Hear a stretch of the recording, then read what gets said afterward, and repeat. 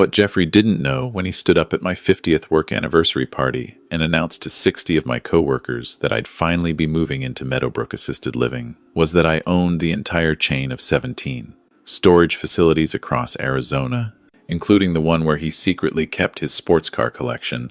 The facilities were worth $190 million. But I'm getting ahead of myself.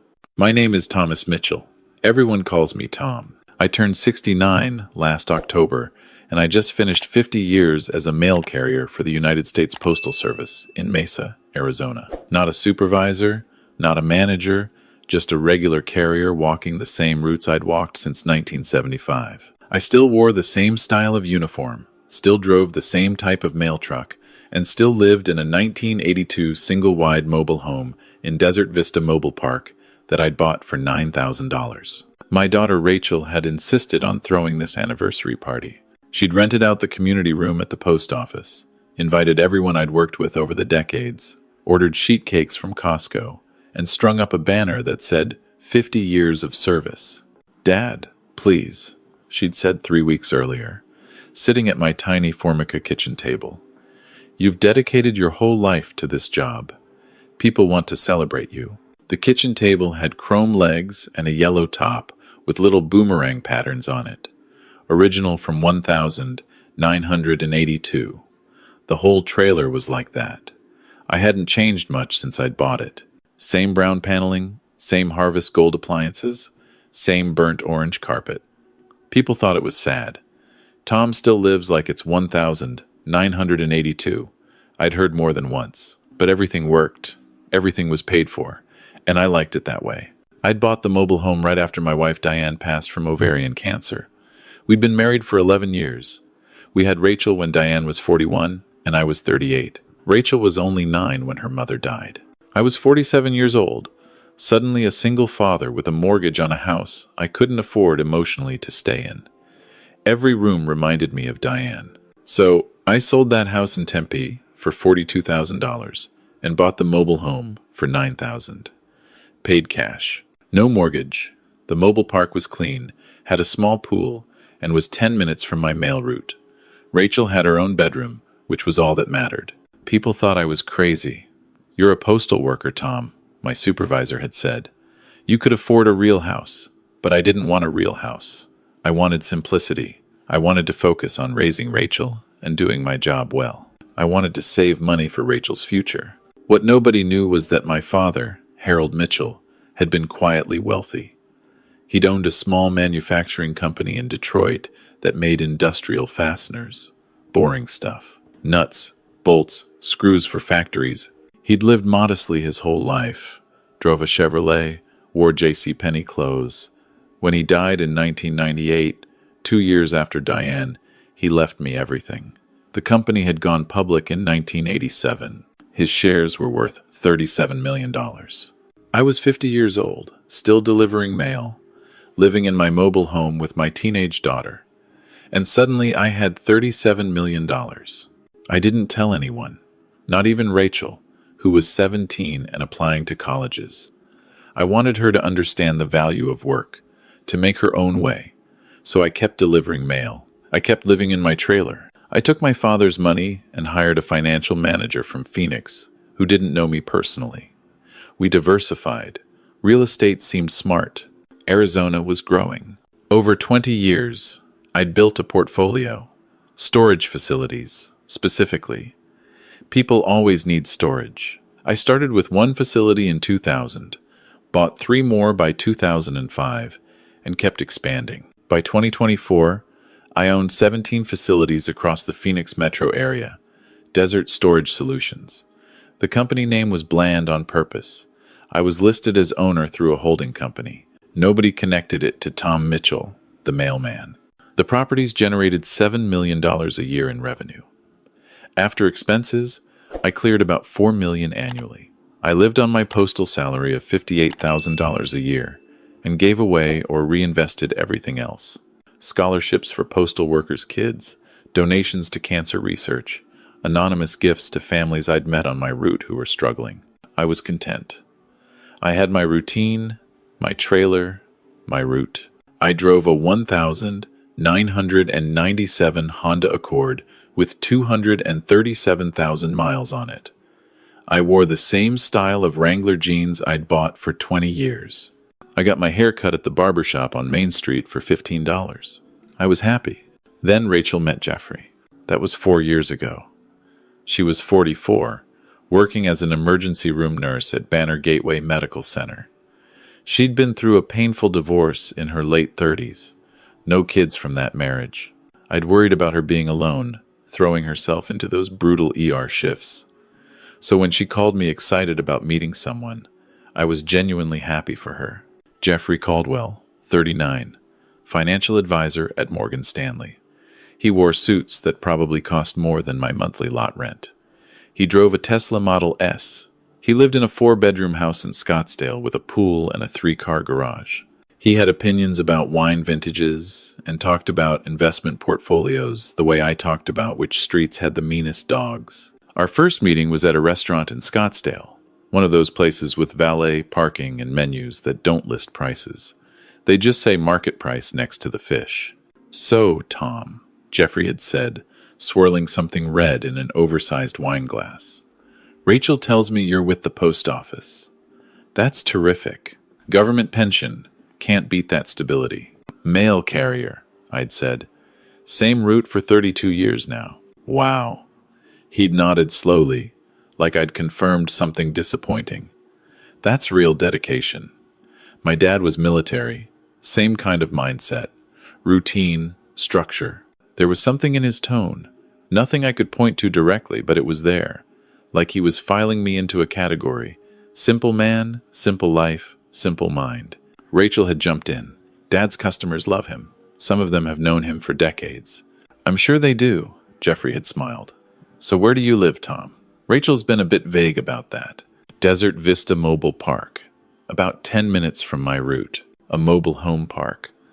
His eyebrows had gone up slightly. "Is that the one off University Drive?" "That's it." "Huh." He'd taken a sip of wine. "That's an interesting choice. Have you thought about buying something? Home prices in Mesa are very reasonable compared to Scottsdale. I could connect you with a good real estate agent." "I own my home," I'd said. "It's paid off. No mortgage." "Right. But I mean a real house. An asset that appreciates. Mobile homes depreciate like cars, Tom. You're basically throwing money away on lot rent every month." Rachel had looked uncomfortable. "Dad likes where he lives. It works for him." "Of course. Of course." Jeffrey had held up his hands like he was backing off, but then continued anyway. "I just think, at this stage of life, you want to build equity, not pay rent. But hey, if you're happy, that's what matters." That was the first time I felt it. This subtle condescension, this assumption that I didn't understand basic financial concepts, that my choices were made out of ignorance rather than intention. They got engaged 8 months later. I was happy for Rachel. I really was. She seemed to glow around him, at least in those early days.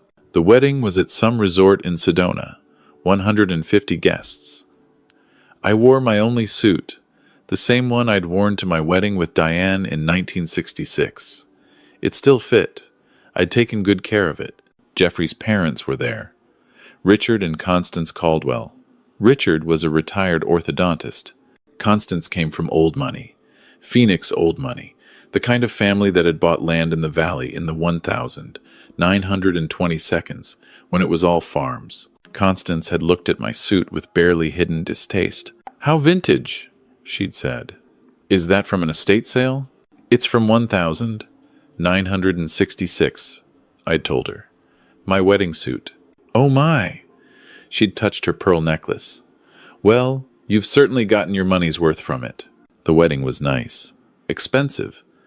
I'd offered to help pay, but Jeffrey had waved me off. "We've got it handled, Tom. You just enjoy yourself." I'd given them a gift I'd spent 2 months making. A jewelry box, mesquite wood, with hidden compartments and dovetail joints. I'd learned woodworking from YouTube videos and had set up a small workshop in my storage shed. The box had taken 60 hours of work, and I'd finished it with tung oil until it glowed. Constance had opened it at the gift table. "How rustic," she'd said to someone next to her, loud enough for me to hear. I suppose it's the thought that counts. Jeffrey had actually seemed pleased for a moment. This is really well made, Tom. You did this yourself? I did. Impressive. He'd studied the dovetails. Must have taken a while. About 2 months. Well, he'd paused. Thank you. We'll definitely use this. I later learned from Rachel they'd put it in their garage. Jeffrey thought it didn't match the aesthetic of their bedroom. The first year of their marriage was fine. I didn't see them much. They were busy with their life in Scottsdale. I was busy with my root and my woodworking. Rachel called me every Sunday morning at 8. We'd talk about her shifts at the hospital, about my customers, about nothing in particular. Then things started to shift. It began with small comments. Rachel would mention that Jeffrey thought I should upgrade my living situation. Dad, he's just worried about you, she'd say. You're almost 70. What if something happens in that trailer? I'm 66, not 90, and I have a medical alert system. But Jeffrey says mobile homes aren't safe in our heat. The cooling systems fail. People die. My AC works fine. I maintain it.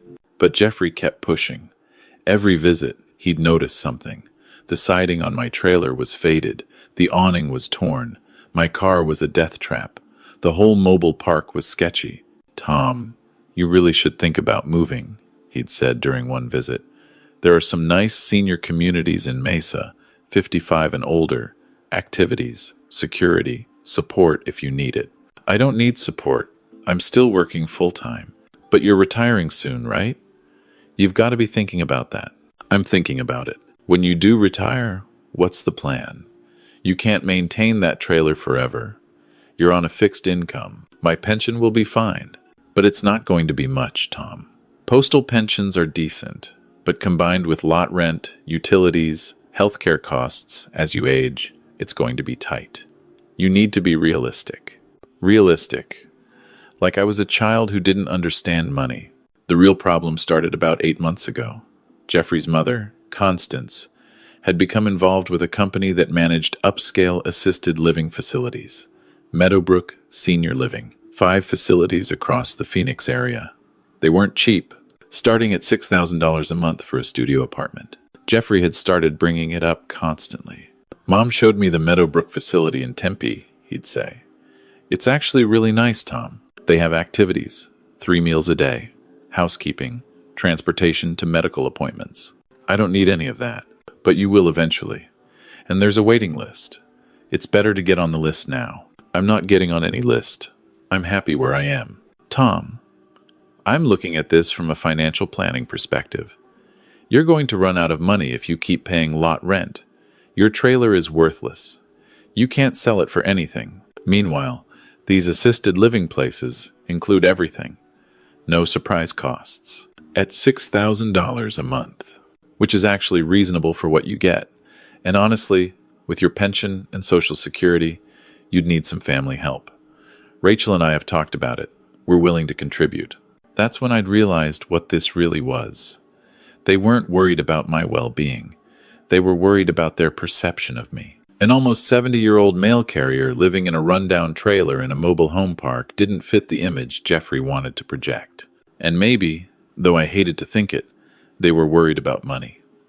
Rachel would inherit whatever I had when I died. From Jeffrey's perspective, that was a paid-off mobile home worth maybe $5,000 and whatever was left in my checking account. He probably saw it as nothing. But if they could get me into assisted living, control my finances, maybe there was something to manage, some small estate to preserve. I'd asked Rachel about it gently one evening when she'd stopped by alone. Honey, why is Jeffrey so focused on me moving? She'd sighed. Dad, he's not trying to control you. He's trying to help. You're getting older. That trailer is falling apart. We worry. I maintain everything. The AC works, the plumbing works, the roof is solid. But for how much longer? And what happens when you can't do maintenance anymore? What happens when you can't drive to get groceries? Then I'll figure it out. But I'm not there yet. Jeffrey thinks you're in denial about aging. Jeffrey doesn't know me. She'd looked hurt. He's my husband, Dad. He cares about you. But I wasn't sure he did. I wasn't sure he cared about anything except appearances and control. 3 months ago, Jeffrey had shown up at my trailer with a real estate agent. I was in my postal uniform, just gotten home from my route. There was a woman in a business suit standing next to Jeffrey in my carport. "Tom, this is Brenda. She specializes in mobile home sales. I thought you might want to hear what your place could sell for." I'd stood there in my shorts and postal shirt, my feet hurting from 8 hours of walking. I didn't ask for this. I know, but knowledge is power, right? Let Brenda take a look. Brenda had walked around my trailer with a clipboard, taking notes. She'd looked at the skirting, the roof, the windows, given the age and condition, and factoring in the lot rent costs. I'd estimate $9,000 to $11,000 for a quick sale. Maybe 13 if you find the right buyer and are willing to wait. Jeffrey had nodded like this proved his point. "See, you've been paying lot rent for 42 years. At $350 a month, that's almost $180,000 spent. If you'd bought a real house 40 years ago, it would be worth $500,000 now. Get off my property," I'd said quietly. "Tom, I'm trying to help you understand the financial reality here. Both of you." Now, Brenda had left quickly. Jeffrey had stood there looking confused. "I don't understand why you're being so defensive. This is about your future. This is about you making decisions for me without my permission. I didn't ask for your help. I don't want your help. This is my home. It's a deteriorating asset in a sketchy park. You're being stubborn. And you're being condescending. Leave." He'd left, but not before saying, "Rachel's worried sick about you, Tom. This isn't just about me." Rachel had called that night in tears. "Why were you so rude to Jeffrey? He was trying to help. He brought a stranger to value my home without asking me. Because you won't listen to reason. Dad, that trailer isn't safe. You're getting older. We just want you taken care of." "I'm taking care of myself. But what if something happens? What if you fall? What if your AC breaks in July and you die of heat stroke before anyone finds you? Then something happens. That's life. That's not fair to me. I can't lose you like I lost Mom." That had hit hard. But I'd stayed firm. "I'm not moving to an assisted living facility." End of discussion. We'd barely spoken after that. She'd called a few times, but the conversations were strained. She was caught between her husband and her father, and I hated that I'd put her in that position. But I wasn't going to let Jeffrey make my decisions for me. Then 6 weeks ago, Rachel had called with the anniversary party idea. "Dad, please. 50 years at the post office is a huge deal. Let us celebrate you properly. I'll handle everything." I'd agreed because I missed my daughter. And because I thought maybe in a public setting, with my coworkers there, Jeffrey might drop this whole assisted living campaign. I should have known better. The party was nice. Really nice. The community room at the main post office was decorated with blue and white streamers.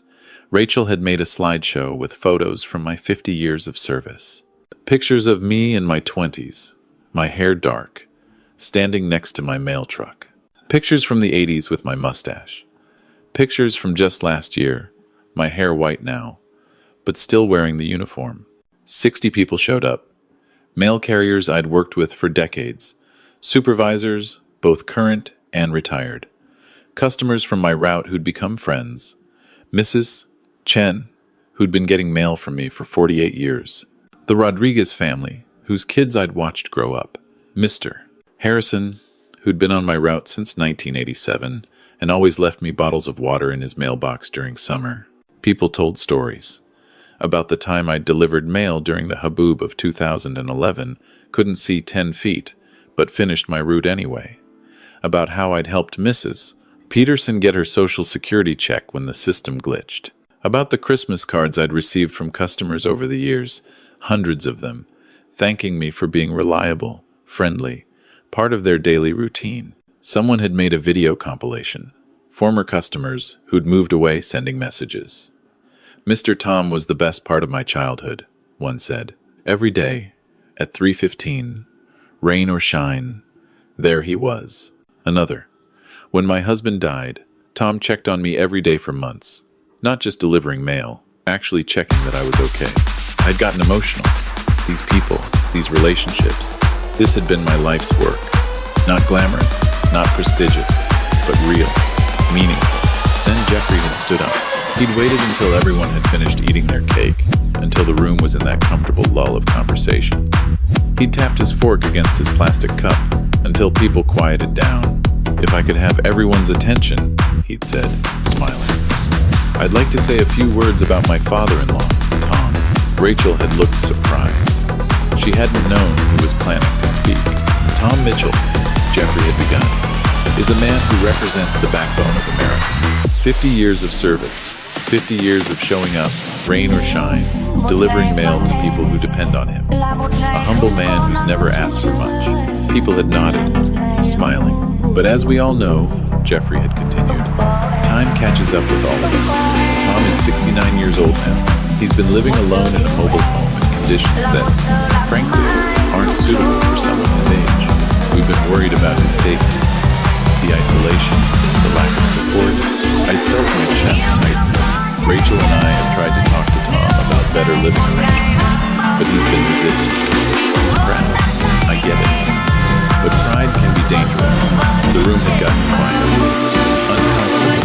So tonight, along with celebrating Tom's incredible career, I'm also pleased to announce that we've found a solution.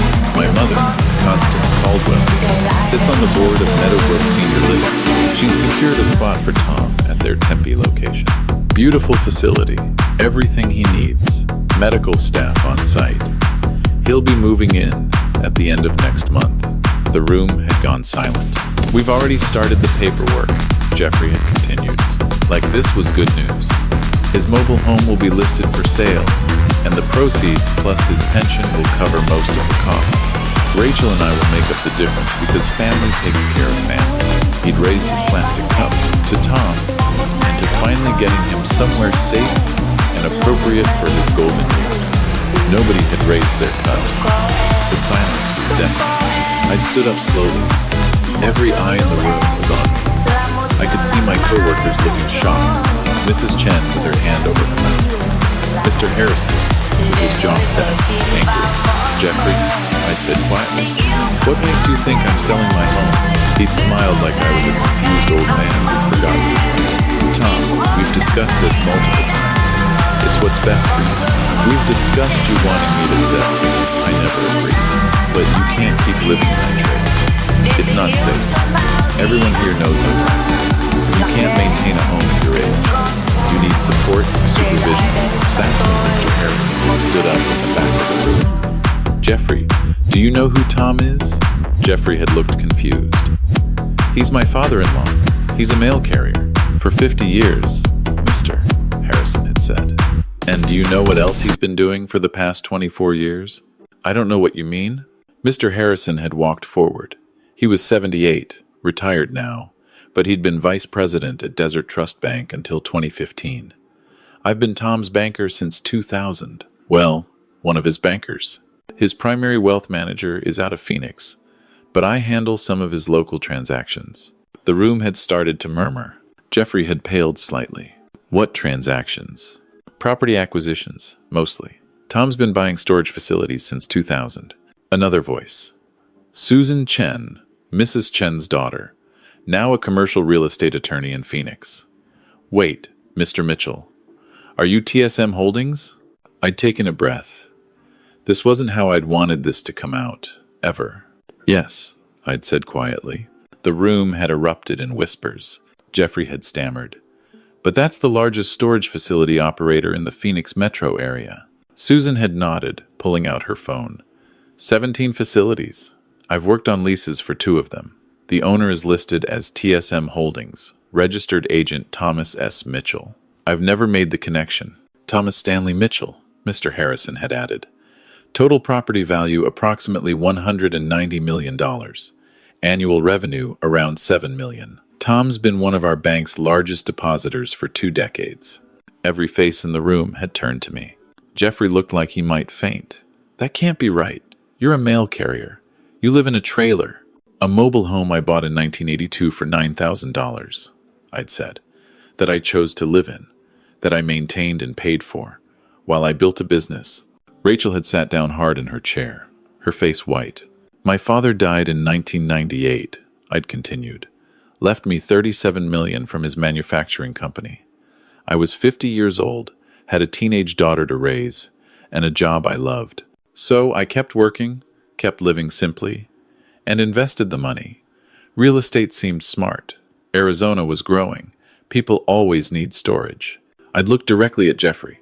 So, when you talk about me running out of money, about needing family support to afford $6,000 a month at your mother's facility, you should know that I could buy Meadowbrook's entire chain and not notice the money missing. The room was utterly silent. But I won't, I'd continued, because I don't need to prove anything. I don't need a big house or an expensive car or the right zip code. I have a home I've lived in for 42 years. I have a job that's given me purpose and connection to hundreds of families. I have a life I chose. I turned to Rachel. I'm sorry I didn't tell you. I wanted you to be proud of me for being a good mail carrier, a good father, not for having money. I wanted our relationship to be real, not complicated by wealth. She'd started crying. And I wanted you to understand what my father taught me, I'd said. That money is a tool, not an identity. I've given away millions to scholarships, to cancer research, to families on my route who were struggling, anonymously. Because the point isn't recognition. The point is helping. I looked at Jeffrey. You assumed I was poor because I lived modestly. You assumed I was incompetent because I'm old. You decided my life needed fixing without ever asking me what I wanted or who I was. You made announcements about my future without my consent because you couldn't imagine someone choosing simplicity. Jeffrey had tried to speak. Tom, I had no idea. No, you didn't, because you never asked. You saw an old man in a uniform living in a trailer and assumed you knew everything about me. Assumed I needed to be managed. I'd addressed the room. I've been delivering mail for 50 years because I believe in service, because I like walking my route, knowing my customers, being part of their lives. The money I've made from storage facilities has let me help hundreds of people. Postal workers' kids going to college on scholarships they don't know I funded.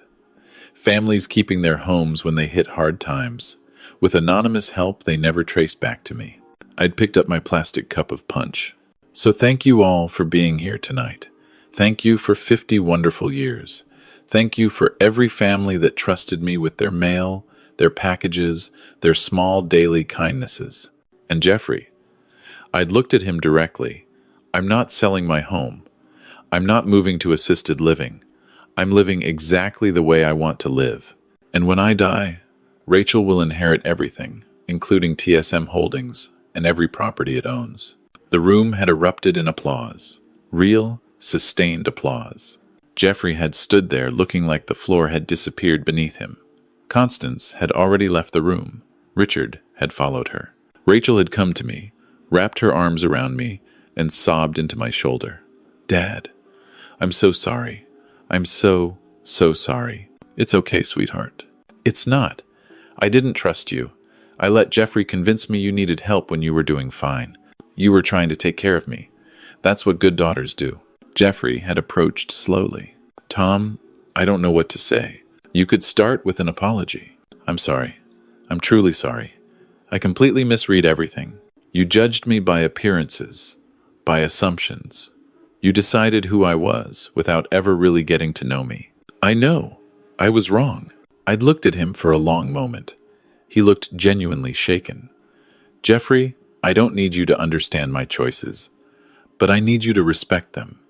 And I need you to respect Rachel. She's not a problem you need to solve. Neither am I. He'd nodded. I understand. I really do. I was arrogant. I was wrong. Rachel had looked between us. Dad, can we go see your place? Really see it? Not with judgment. I want to understand. I'd like that. We'd left the party early. Rachel had ridden with me in my Honda. Jeffrey had driven himself back to Scottsdale alone. We didn't talk much on the drive. She just sat next to me, looking out the window at the familiar streets of Mesa. When we'd arrived at Desert Vista Mobile Park, I'd unlocked my trailer and turned on the lights. The old brown paneling, the Harvest Gold stove, the boomerang Formica table. Dad, she'd said softly, it's exactly the same. I like it this way. It reminds me of when you were young, when your mom was alive.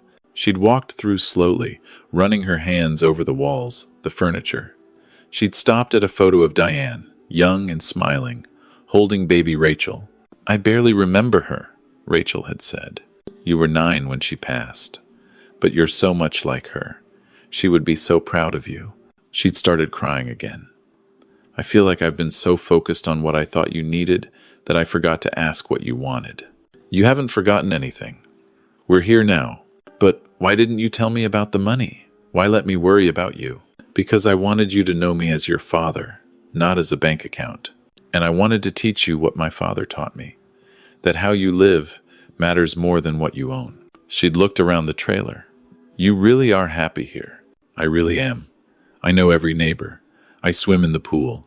I have my workshop in the back. I walk to the post office. It's my life, Rachel, the life I chose. And you're safe. You're healthy. I am. I have a full medical screening every year. I walk 8 to 10 miles a day on my route. I'm in better shape than most 50-year-olds. She'd smiled through her tears. "Of course you are." We'd talked until midnight. About her childhood, about my mail route, about the storage facilities and how I'd built that business while still delivering mail every day. About the charities I supported and the families I'd helped anonymously over the years. "What are you going to do about Jeffrey?" I'd asked finally. She'd been quiet for a long time. "I don't know. Part of me is so angry I can barely breathe. But part of me understands he grew up in a world where appearances are everything. He genuinely couldn't comprehend someone choosing to live differently. That doesn't excuse what he did. No, it doesn't. But Dad, I love him. Despite tonight, despite everything, I love him. He's kind to me. He supports my career. He just couldn't see past his assumptions about you." "Can he change?" "I don't know.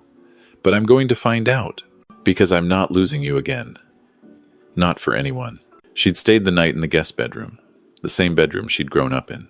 In the morning, I'd made coffee and we'd sat outside on my little patio, watching the sun come up over the Superstition Mountains. Jeffrey had called her around 9. She'd talked to him for over an hour, walking around the mobile park. I couldn't hear the conversation, but I could see her gesturing, crying, listening. When she'd come back, she'd said, "He wants to apologize. Really apologize. Just you and him, no audience." All right. He'd driven over that afternoon. He'd looked terrible, like he hadn't slept. When he'd gotten out of his Tesla in front of my trailer, he'd just stood there for a moment, looking at my home, really looking at it for the first time. "I'm an idiot," he'd said. "Yes, you were. I thought I was helping. I thought you were too proud to ask for assistance." "I didn't need assistance, Jeffrey. I needed respect. I know that now." He'd looked at me directly. "Tom, I'm truly sorry. For the assumptions, for the disrespect, for trying to control something that wasn't mine to control, for embarrassing you in front of your coworkers, for everything." I'd studied him. He looked genuinely remorseful. Whether it would last, I didn't know. But people deserve a chance to grow. "Apology accepted," I'd said. "On one condition." "Anything." "Stop assuming you know better than other people about how they should live. Stop judging people by their address, or their car, or their clothes. And remember that there are many ways to live a good life. Yours isn't the only one." He'd nodded. "I will. I promise." Rachel had been watching from my patio. She'd come down, taken Jeffrey's hand. "Dad's going to teach us about his business," she'd said. "Both of us. I want to understand what you've built." Jeffrey had looked surprised. "Really? If you're interested," I'd said. "I am. I really am. And Tom, I want to learn from you, not just about business, but about living, about what actually matters." And so, that's what we did. Every Sunday afternoon, Jeffrey and Rachel would drive over to Desert Vista. I'd show them the spreadsheets, the property reports, explain how I'd chosen locations, how I'd financed expansions. But more than that, we'd talk about philosophy, about purpose, about building a life that means something beyond its price tag. Jeffrey started changing, slowly. He traded his Tesla for a used Toyota. He started volunteering at a financial literacy program for low-income families. He wasn't perfect. He still cared too much about appearances sometimes, but he was trying. 8 months later, On my 70th birthday, they gave me a gift. Jeffrey had taken woodworking classes and built a small box, mesquite wood like the one I'd made them. It was imperfect, the joints not quite right, but honest. "I made this," he'd said, "with my own hands. And I finally understand why you do it, why you build things, why you deliver mail. It's not about the outcome, it's about the work itself." I'd been moved to tears. I'm still living in my 1982 mobile home in Desert Vista Mobile Park. I'm still driving my Honda Accord. I retired from the post office last month after 50 years and 2 months of service. They threw me another party, and this time Jeffrey gave a speech about humility and learning to see people for who they really are. I still own Desert Storage Solutions, 17 facilities, now worth $212 million. I'm still giving most of the revenue away to scholarships and causes I believe in. Rachel and Jeffrey now help me choose which organizations to support. Rachel understands now why I lived the way I did. Not because I had to, but because this is who I am. The mobile home in Desert Vista isn't a compromise or a stepping stone. It's my home, filled with memories of raising my daughter, of building a life that matters. And that, I've learned, is worth more than any mansion in Scottsdale. Though I'll admit, seeing Jeffrey's face when he realized I held the mortgage on his house through one of my holding companies, that was pretty satisfying too.